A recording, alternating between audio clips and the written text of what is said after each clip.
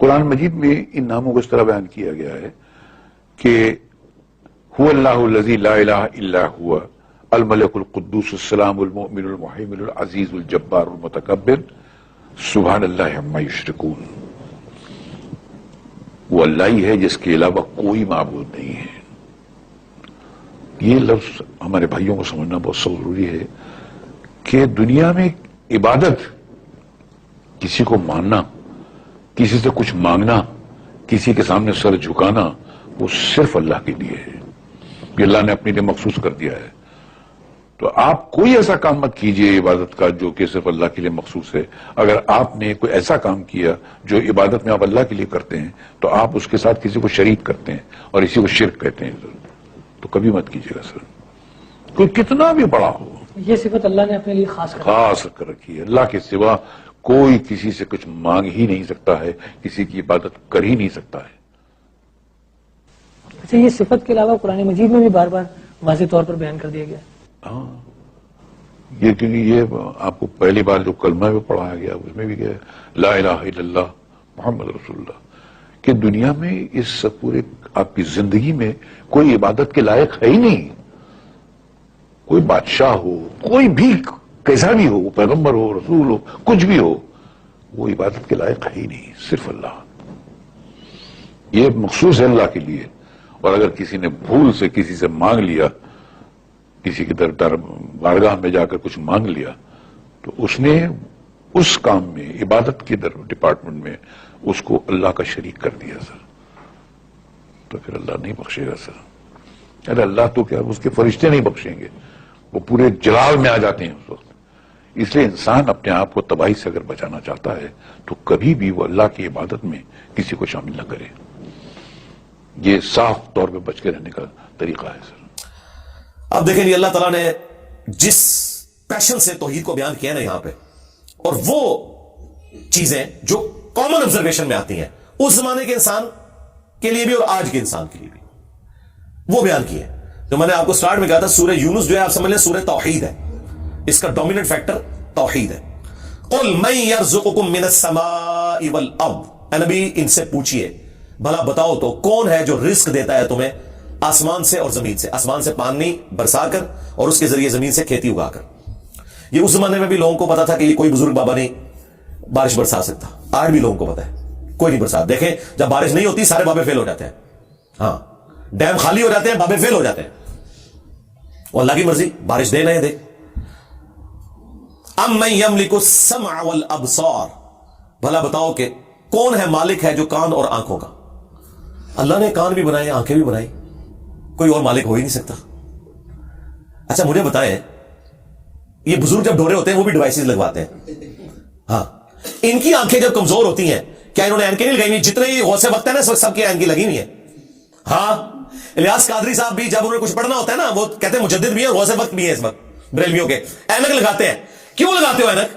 تم تو دلوں کے بھی چھپے ہوئے راز جانتے ہو. سامنے چیز آئی نہیں پڑھ سکتے. ابھی تو انجینئر صاحب نے اپنا فارمولہ نہیں رکھا میکینیکل انجینئرنگ کا، مشین ڈیزائن کا.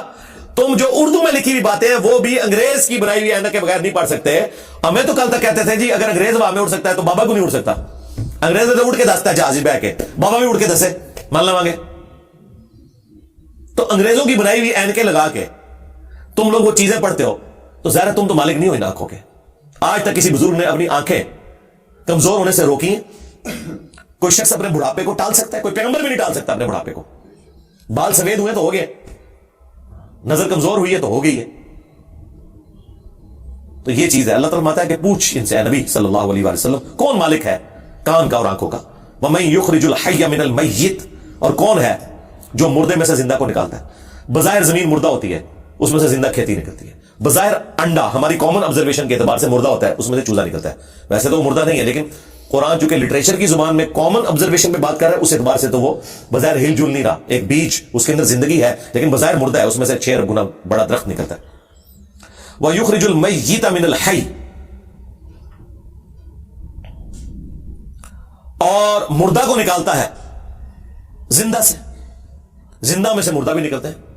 یعنی مرغی انڈا دیتی ہے، بظاہر یہ بات ہو رہی ہے، میں سائنٹیفک لینگویج میں بات نہیں کر رہا، لٹریچر کی زبان میں بات کر رہا ہوں. زندہ درخت میں سے، اور وہ بھی زندگی اب سائنس ہمیں بتا رہی ہے. قرآن تو پہلے کہہ رہا تھا کہ درخت زندہ ہے، کھیتیاں زندہ ہیں، لیکن اب ہمیں سائنس بتا رہی ہے ان کی فیلنگز ہیں، باقاعدہ یہ خوش بھی ہوتی ہیں، ناراض بھی ہوتی ہیں، پھول مرجھا بھی جاتے ہیں، ان کے اوپر بھی کیفیات طاری ہوتی ہے. تو آپ دیکھیں اسی میں سے وہ بیج نکلتا ہے، وہ بیج آپ بوتے ہیں، ایک اور درخت نکل آتا ہے، ایک اور کھیتی نکل آتی ہے.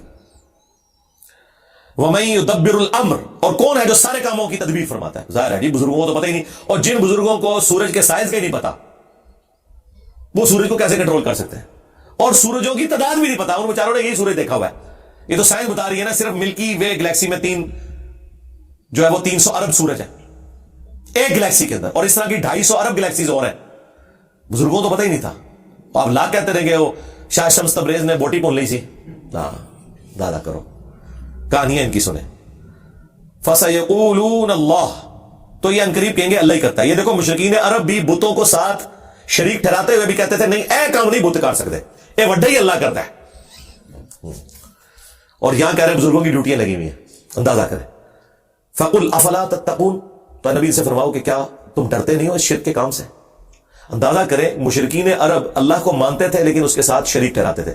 ہمیں بتایا گیا کہ جی یہ قرآن کافروں کے بارے میں نازل ہوا ہے جو اللہ کو نہیں مانتے تھے، تاکہ آپ کا خیال ہی اس طرف نہ جائے کہ آپ کے بابوں کے بارے میں بھی ان کے ماننے والوں نے وہ عقیدے رکھے ہوئے ہیں جو مشرکین عرب نے اپنے ان بتوں کے ساتھ رکھے تھے. سوائے ایک فرق ہے کہ وہ انہیں چھوٹا آلیہ کہتے تھے، یہ آلیہ نہیں کہتے، اللہ کے بندے کہتے ہیں. ادروائز باقی ساری چیزیں وہی ہیں.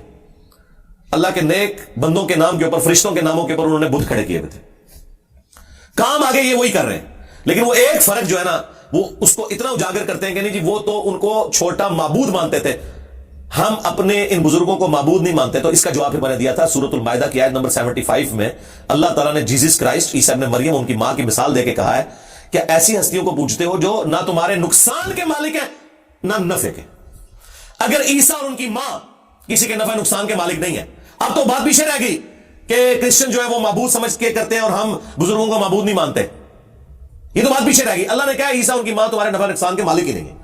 اگلی گل مک گئی، وہ تو پیچھے رہ گئی، وہ پرانی گلاں ہو گیا، پرانے بابے پرانے بہانے تھوڑے نسڑے تھے. اگلی گل پڑھو، عیسیٰ اور ان کی ماں تمہارے نفع نقصان کے مالک نہیں ہے.